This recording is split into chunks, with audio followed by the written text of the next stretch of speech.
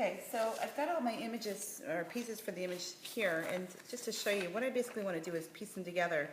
And I wish I could print this without a border, but we're going to trim up the border. Now the trick is you don't want to trim up the border on both sides, just on one side. So I'm going to grab this, bring it on over here, and line this up, and you see that piece of metal right there? That's exactly what's going to be cut off. So if I just bring this up right to that edge, make sure it's flush with the top, and trim it, it gives me like a totally perfect cut. And then what's awesome about this is you can see it just basically fits together perfectly like that.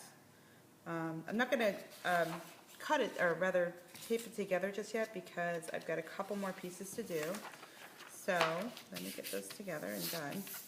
So I'm going to, again, it's just whatever side, if you have two pieces that are fitting together, you want to keep the white border on just one of those sides to make it work. And I don't even know why I printed this extra piece. I don't even really need it, but whatever. Okay, so I'm going to keep going. So again, if I decide to keep the border up here, then I want to trim it here. So that's what I'll do. I'll just trim it on this side here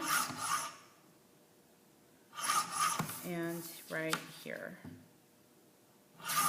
And just to show you, I don't think you need to see me doing any more of that. I think you get the idea. I'm going to take this and tape this together. It looks like I have a tiny bit of white right there. If it really, whoopsie, if it really bothers me, I can, this thing cuts so closely. I can get that trimmed off.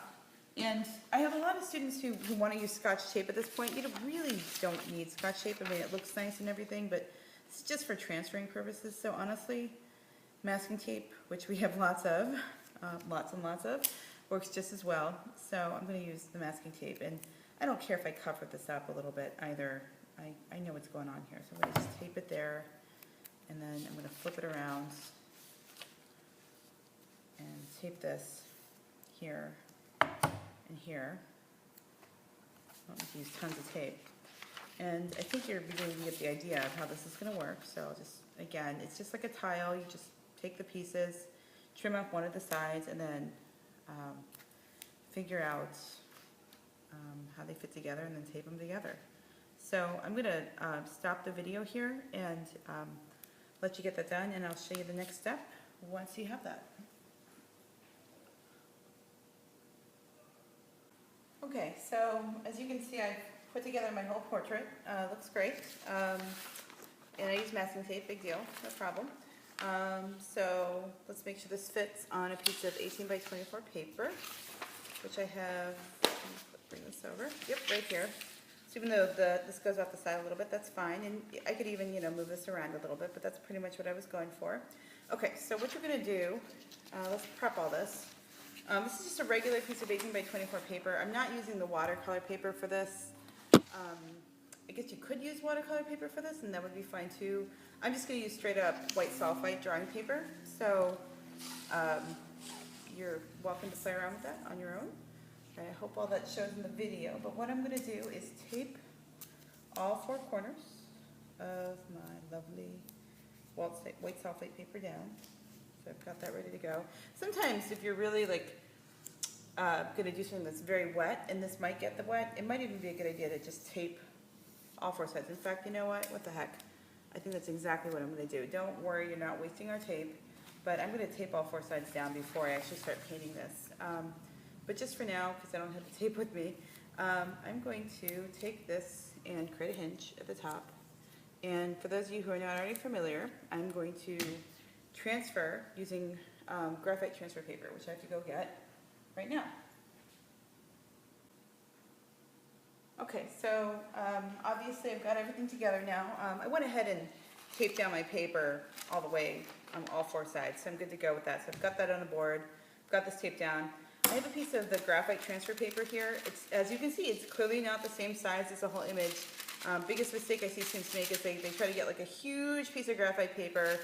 You don't need a big piece. You can just take this and reposition it, and even after that, it's reusable. So when you're done with the graphite paper, do me a favor, just put it back in the bin so I can use it. So I'm going to just start up here in the quadrant. I am not going to bother transferring all this stuff right here. That's not part of the image. Maybe I'll change my mind later, but really what I want to get is the base. So I'm going to make sure the graphite paper is dark side down, And when I transfer, I'm not transferring all the stuff in here, so don't sit here and color all that in. That's just wasting your time, and it's more erasing in the long run for you. Instead, you're just getting all those outlines like that. That's pretty much all there is to it.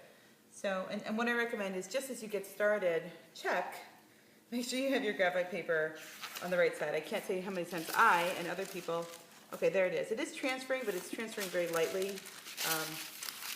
But anyway, that's basically what you want to do. Maybe I'll switch to a ballpoint pen and get this all transferred out.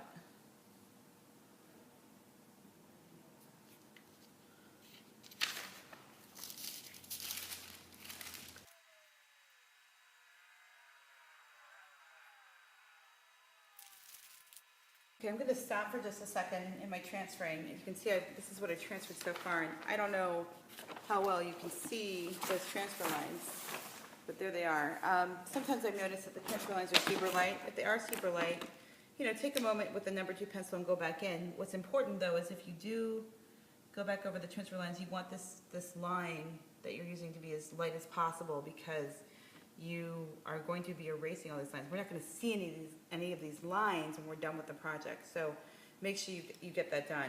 Obviously, I still have a little bit of a ways to go, but I still have plenty of graphite on this one sheet of transfer paper, so as I'm going, I'm just very conscious of where I am, and I'm moving this around to transfer my image.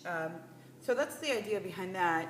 I'm not quite done transferring this, but I want to give you an idea, though, of where to go next with this. And the idea behind this is that take some of these areas and just assume that this is going to be white, white, white, white, white, white first. And then maybe this is going to be like the light gray, obviously, light gray, medium gray, or dark gray, and then obviously black. So I want to talk to you a little bit about the frisket, and I have an exercise for you to do. And it's going to be extremely obvious how to get started with this once you do the exercise. But that's the next part with this project.